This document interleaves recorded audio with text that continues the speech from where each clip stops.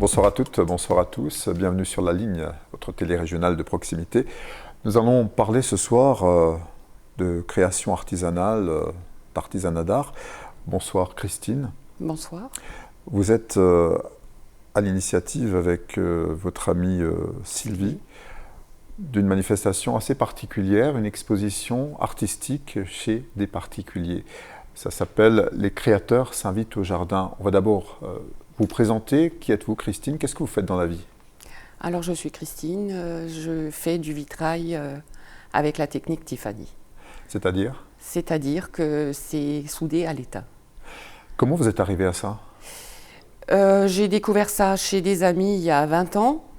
Et donc, j'ai aimé. Et donc, j'en ai fait un petit peu. Et il y a 3 ans, je m'y suis mise un petit peu plus. Et puis, je suis sortie pour présenter un petit peu ce que je fais.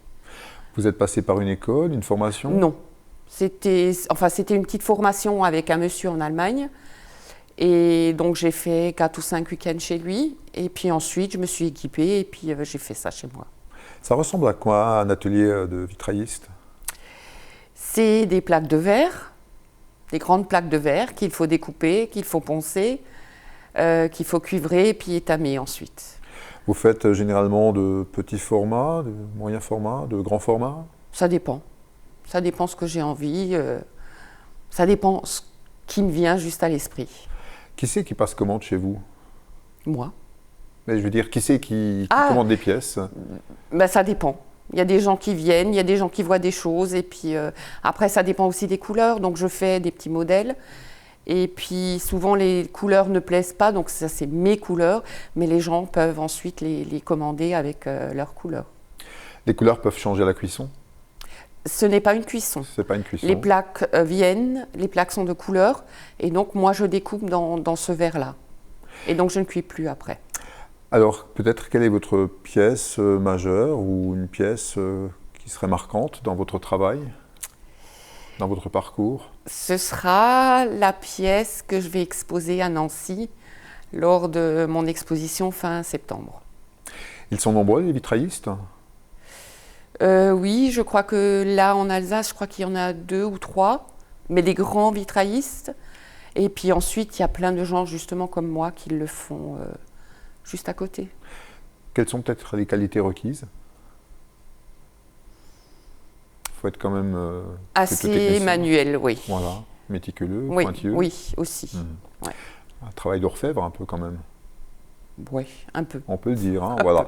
Alors, avec votre amie donc Sylvie, on l'a citée tout à l'heure, qui elle travaille le bois, Oui. vous aviez cette idée d'exposer avec d'autres créateurs chez un particulier, en l'occurrence donc chez Henri et Francine Hoff, à Waldighofen. Comment vous est venue cette idée d'aller exposer chez un particulier? Ben en premier lieu, c'est Francine et Sylvie qui ont eu cette idée de génie, chacune de leur côté. Et puis en fin de compte, un jour, elles en ont parlé. Et donc ça a démarré. Donc après, Sylvie m'a demandé si je voudrais venir avec elle pour chercher les créateurs.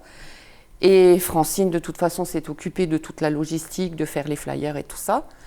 Et puis voilà, et puis maintenant, on est à presque 25 exposants qui allons nous retrouver le 17 et le 18 septembre. Vous avez l'habitude des expositions collectives? On a l'habitude de faire des expositions, mais c'est très difficile pour des petits créateurs, puisque le Sungo regorge de petits créateurs qui ne sont pas mis en valeur. Et donc, c'est très, très difficile de trouver vraiment une expo pour nous. Parce que souvent, on est là, on fait juste figure de papier peint. Et puis, voilà, ce n'est pas vraiment quelque chose qui est axé sur le créateur. Alors, ce sera l'occasion de vous donner de la visibilité, une vitrine, justement, voilà, sur ce savoir-faire qui, oui. Voilà, puisque c'est quand même assez particulier, le vitrail d'art. Alors, quels sont les créateurs que vous avez invités? Que font-ils? Alors, justement, il y a Sylvie qui fait du bois, qui fait vraiment des pièces d'exception. On en a un qui fait des articles en métal, avec des vieilles bouteilles de gaz. On a un joaillier, on a des gens qui font des petits articles pour enfants, on a une personne qui fait des robes de on a des bijoux, on a du miel. Vraiment, on a un petit peu de tout. On a du rhum, Voilà, on peut dire donc ce sont les circuits courts, mais aussi donc dans l'artisanat d'art. Donc Voilà. ce sont des artistes et des créateurs qui viennent du Sungo essentiellement alors? Qui viennent essentiellement d'Usungo, qui viennent d'un peu plus loin aussi. Mais on essaie un petit peu de promouvoir ce qu'on a chez nous et pour montrer aux gens qu'on est créateur et qu'on peut faire, qu'on n'a pas besoin d'aller chercher ça au-dessus ou alors au fin fond des mers.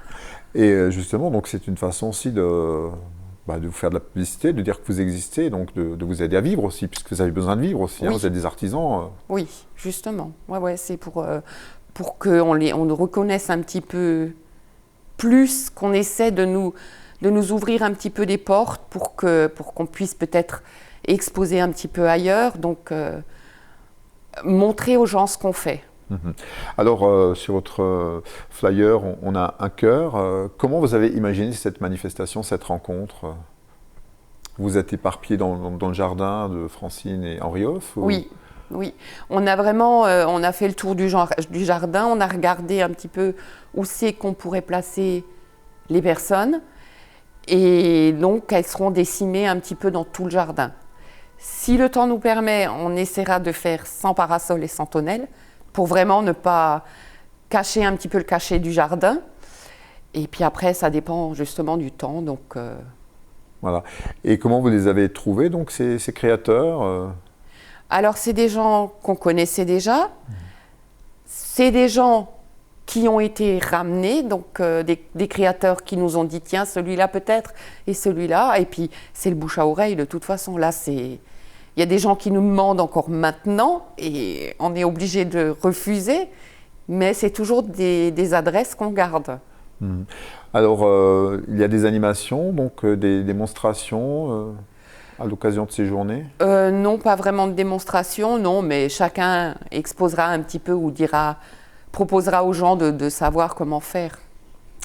C'est donc une manifestation conviviale, tournée pour quel public? Tous les publics. Pour tous les Peut-être on publics. peut susciter des vocations, si. Peut-être, oui, Voilà, bien sûr. comme peut-être chez vous. Oui, bien sûr, bien sûr. Il y a des gens qui vont s'intéresser et qui vont demander un petit peu comment que c'est fait et tout ça, oui, bien sûr.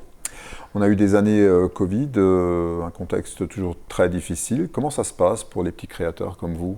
Vous arrivez à survivre, vivre? Alors vivre, non. Non. Survivre, oui, on essaie. Mais pour ça, il faut sortir. Pour ça, il faut trouver vraiment l'endroit idéal qui est fait pour nous. Et ça, c'est très, très difficile. Il n'y a pas assez d'expositions de ce type? Non. Non, les gens ne sont pas encore assez ouverts pour justement ce genre d'exposition. Ouais. Alors, on est à l'heure des réseaux sociaux. Vous fonctionnez, je pense, peut-être aussi en réseau. C'est important de communiquer, d'échanger entre vous aussi. Oui. On se voit et donc on communique justement par les réseaux sociaux. On publie beaucoup par les réseaux sociaux. C'est comme ça qu'on essaie de se faire connaître. Mais ce n'est pas suffisant parce que les gens ont besoin de toucher, de voir, de sentir la matière pour vraiment y adhérer. Alors on sait que les jardins, et notamment les jardins des particuliers, attirent un certain nombre de visiteurs. Donc là, en plus de ce que vous présenterez, on aura l'occasion de voir aussi un très beau jardin, hein, ouais. Avec des couleurs déjà automnales sans doute. Oui, je pense, peut-être encore un peu fleuri. Bon, c'est sûr que cette année, ça a souffert un petit peu avec la sécheresse, mais Henri est en train de l'entretenir à fond.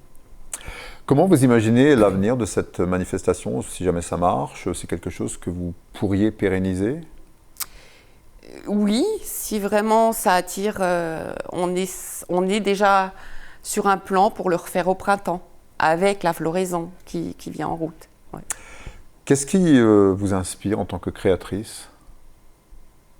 Tout. Par exemple, vous travaillez sur quoi actuellement? Sur une boule qui va être mise sur une lumière. Alors, quand on pense au vitrail, on pense souvent au vitrail d'église. Vous en faites? Non, parce que le vitrail d'église est fait avec du plomb. Et vous, c'est l'étain? Et moi, c'est l'étain, oui, justement. Et le plomb, actuellement, est quand même assez nocif, donc on essaie d'éviter autant qu'on peut. Il a du plomb dans l'aile. Le travail de l'étain, c'est un métal facile à travailler, l'étain? Oui, beaucoup plus simple que le plomb. Et on peut faire des plus petites choses et fignoler un petit peu plus que le plomb. Christine, donnez-nous une bonne raison de venir vous voir au Créateur s'invite au jardin. Ah ben justement, venez nous découvrir. Il y a plein de nouvelles choses. Il y a un bon repas qui vous attend. Il y a des petites choses bien à déguster. Donc venez nous découvrir, ouais. Les Créateurs s'invitent au jardin, samedi 17 septembre, dimanche 18, donc chez Henri Francinoff à Waldikofen. C'est facile à trouver, 39 rue du 19 novembre. Merci beaucoup, Christine, et bon succès à votre manifestation. Merci beaucoup. Et à vous, bientôt sur la ligne. De Colmar, la société LK Kunigel et Alsace Destination Tourisme viennent de lancer en ligne avec la chaleur pousse le Saint-Patron de votre rapport traditionnel sur les mers à Tsaï, touché par un incendie dans la ville d'hiver.